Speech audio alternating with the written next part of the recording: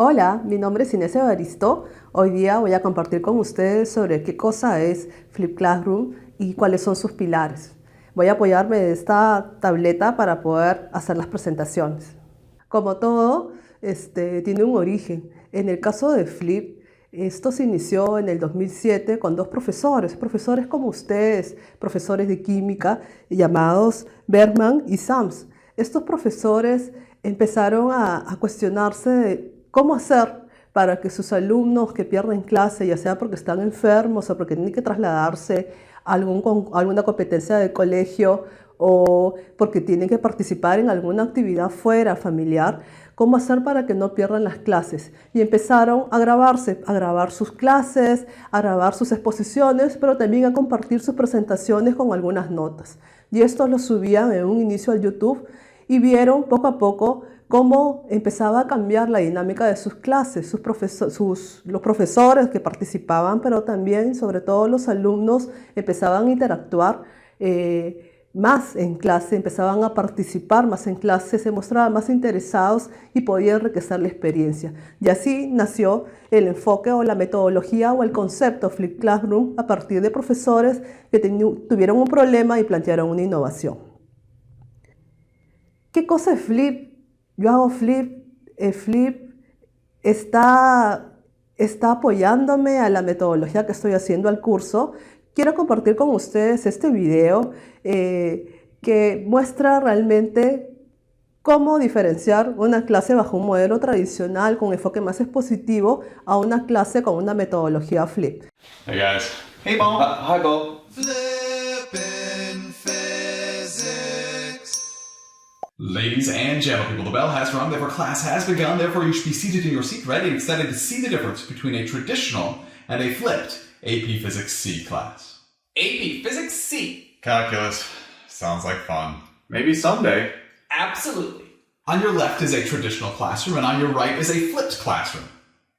Really, we had to flip the word flipped, didn't we? That's just cheesy. Okay, well, that just makes it worse. That's my fault. I thought it would be funny. I thought it was funny. No, Bobby, just cheesy. Okay, so the difference between a flipped and a traditional model in its most basic sense. Traditionally, lectures are done in school. Under a flipped model, those lectures are instead done at home via some sort of online video usually. And the bookwork, which is traditionally done at home, is now done in school. Where the lectures and bookwork are done are flipped, hence the word flipped. There's more to it than that, which is why we have this video. Mr. P, when were those videos taken? Good question, Bo. These two videos were taken approximately a year apart and cover pretty close to the same material. We're going to now take a look at the traditional class, and what we're going to see now is a time-lapse video of the entire 87-minute class. So you're going to see it move by pretty quickly, and the idea here is so you can see what happens during the traditional class.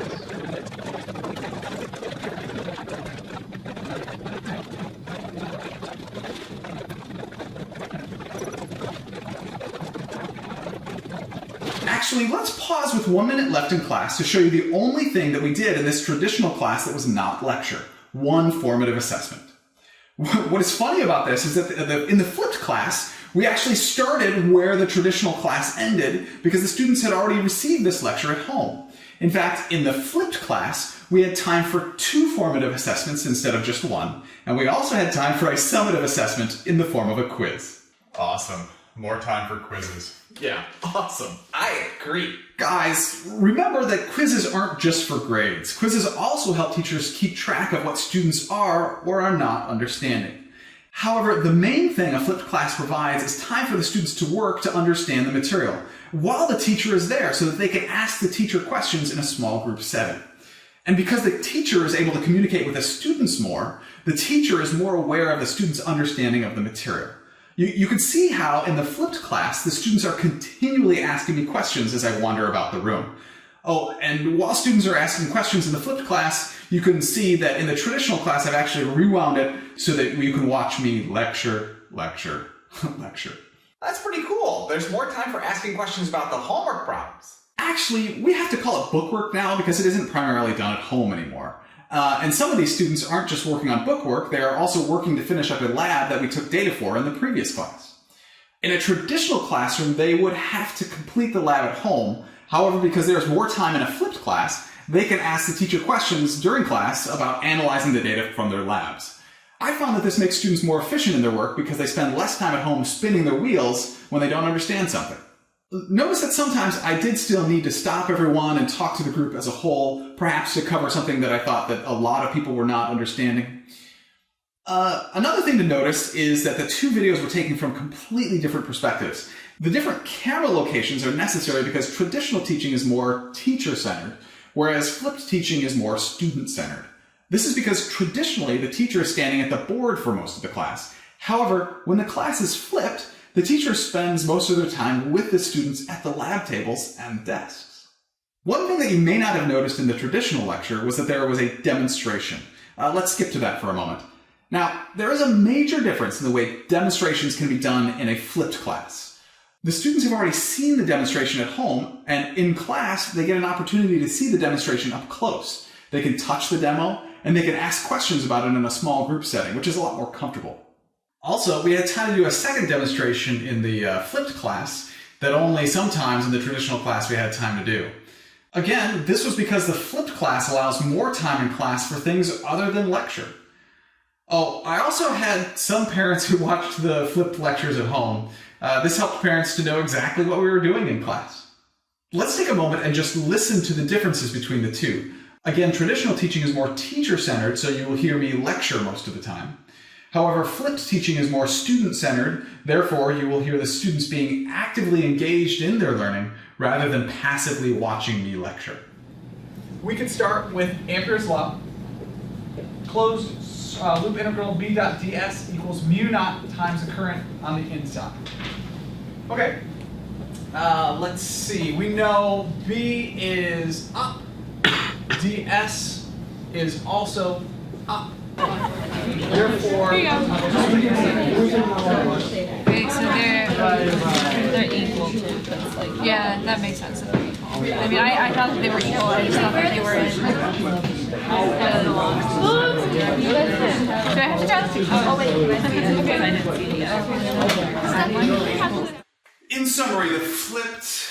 Oh, really? You guys had to do this, huh? Oh wait, I got it. Okay, in summary, the flipped classroom is more student-centered. Students can be more efficient. It allows more time for students to ask their teachers questions. There's more time for assessments, and in case you missed it, the flipped class can be a lot more relaxed and fun. And I think everybody learns better when they are more relaxed. I guess that's why I decided to take your flipping physics class. Me too. Oh, all right. Me too. Thanks, guys. It means a lot. Thank you very much for learning with me today. I enjoyed learning with you. And in case you missed it, at flippingphysics.com, you can find a whole bunch of videos that physics teachers can use to flip their classes. Please use and enjoy.